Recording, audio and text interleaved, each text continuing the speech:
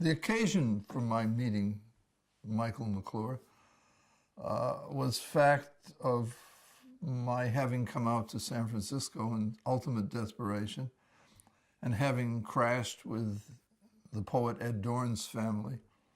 Ed then was happily friends with Michael and with his family and the people sharing the apartment with him in this really pleasant communal way. I was fascinated by Michael. He was, first of all that I wanted to be as a physical being. He was extremely fit. I think he was working as an instructor at Vic Tanny's. He was extremely bright. He was intensive, to put it mildly. He had also, to my interests and senses of things, he had both a recognition and an apprehension of what the poet Charles Olson was doing. Michael, for example, not too long after, is writing actively to Charles Olson, and one of the extraordinary parts of the later Maximus poems is dedicated effectually to Mike. What was extremely interesting to me was the fact that Michael worked in, I want to say, in a multiplicity of attentions and habits.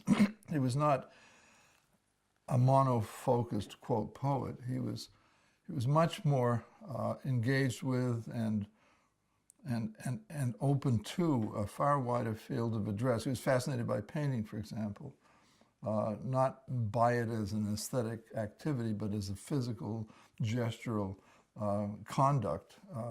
His ode to Jackson Pollock, for example, is a remarkable instance.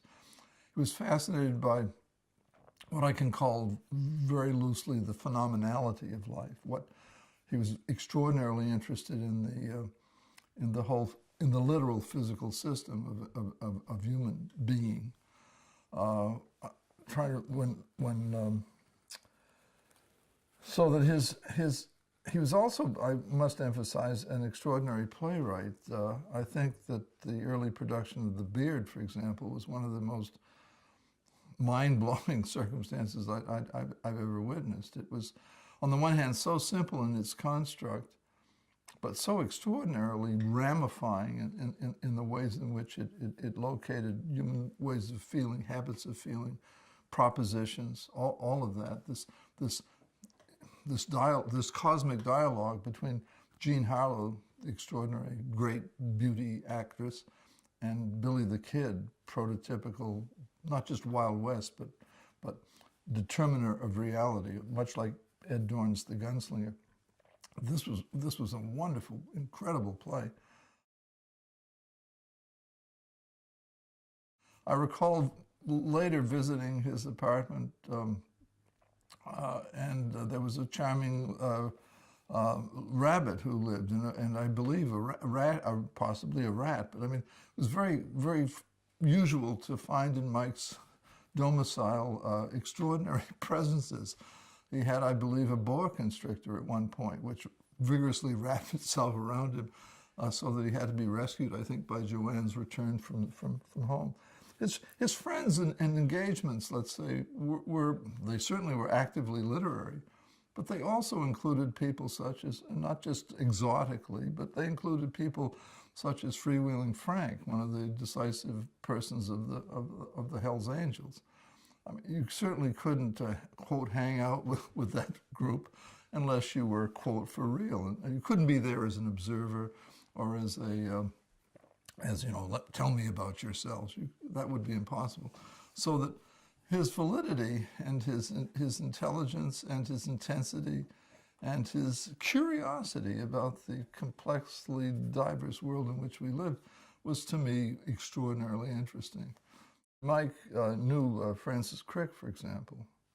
I think they'd met even in a bookstore in the, I want to say in Berkeley possibly, or possibly in City Lights. But in any case, they hit it off and became significant acquaintances, friends, so that Crick was approached to make some comment on Mike's poems. And he says something which is very useful. He says, for example, although he's read and would be expected to have read William Butler Yeats with respect and pleasure, what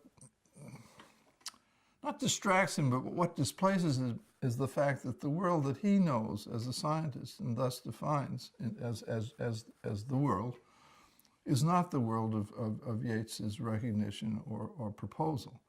That is, the world that Yeats is qualifying and presuming is an interesting world and certainly a moving world, but it is not a world that Crick can either quite take as real. It has to, it's a fantasized world, or a world that has to do with an invention which cannot be substantiated.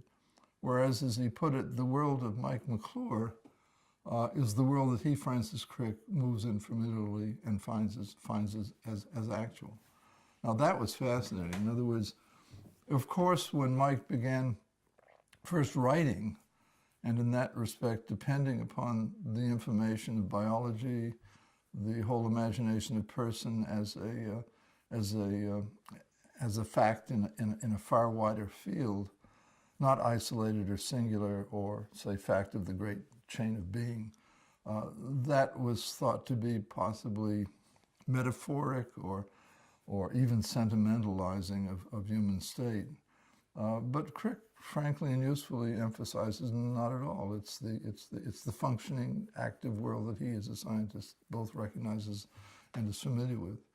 First poem of his I was ever able to print was a poem called simply Poem, which happily I got into the very last issue of the Black Mountain Review. And it's, I think, a remarkably specific poem in these matters. Poem. Linked part to part, toe to knee, eye to thumb, motile, feral, a blockhouse of sweat, the smell of the hunts, a stench, my feeder, the eye a bridegroom of torture, colors are linked by spirit, euglena, giraffe, frog, creatures of graces, rishi, of their own right. As I walk, my legs say to me, run, there is joy in swiftness. As I speak, my tongue says to me, sing, there is joy in thought. The size of the word is its own flight from crabbedness. And the leaf is an ache, and love an ache in the back, the stone a creature, a palisade, the inside whitewashed. A pale tuft of grass. I think Michael's Peyote poem has several very substantial virtues. The first being that it gives the reader or the person hearing it a very particular sense of the progress and the experience of taking peyote, the transformation that occurs in the consciousness or in the physical state. So that's very interesting. It's a very particular and accurate, not at all distorted rehearsal of what happens. That had its immediate uses. His sense, as in truly mine also, would be that which breaks the habitualized pattern of the imagination, that is, that which causes it to recognize its event in physical reality as other than directing or controlling, that recognizes that it is not per se the truth, or that it's an agency of ordering. It is not the necessary, ultimate order of all reality. Peyote had a very real place, and seemingly still does, within the Native American culture. And one took it as a communal act and in a ritual and located pattern. Didn't simply go out and get something under the counter and come home and glug it down. I'm very moved and pleased in his present work with Ray Manzarek. And I remember it was Michael who introduced me first to Jim Morrison and the gang. I thought the Doors were terrific. Mike is not a person simply looking for, distinct people as some kind of to hang out with, but his relations with Jim Morrison, for example, were very substantial and very productive, as Jim Morrison's poetry would make clear. He was there, for example, in San Francisco when Alan and Dylan were there, and he was particular friends with Robbie Robertson and so on. As he told me once, he'd made more money from his writing, from that one lyric he writes for Janis Joplin, "Oh Lord, won't you buy me a Mercedes-Benz? My friends all drive Porsches, I must make amends."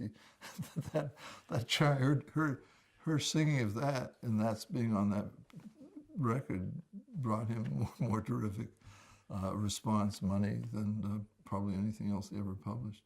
Mike at times would generously propose me as having an ear akin to, to wonderful people, Miles Davis. I certainly was pleased to accept that generous proposal, or aspects of Jack Kerouac, interested in the pattern of the sounds as you're going on. When Mike is making a film with the director, Richard Moore of USA Poetry, at one point they're in the San Francisco Zoo, and Michael begins roaring, as these poems, Ghost Tantras, also do. And there's a wonderful moment, when the lions begin to respond. I don't think it's quite like barking at dogs until they finally bite you, but somehow he's found and located and is in tune with or in sync with these extraordinary beats, so that the whole zoo is roaring along with Michael. If one had doubts, that certainly removed them. As he says, poetry is a muscular principle and a revolution for the body, spirit, and intellect and ear.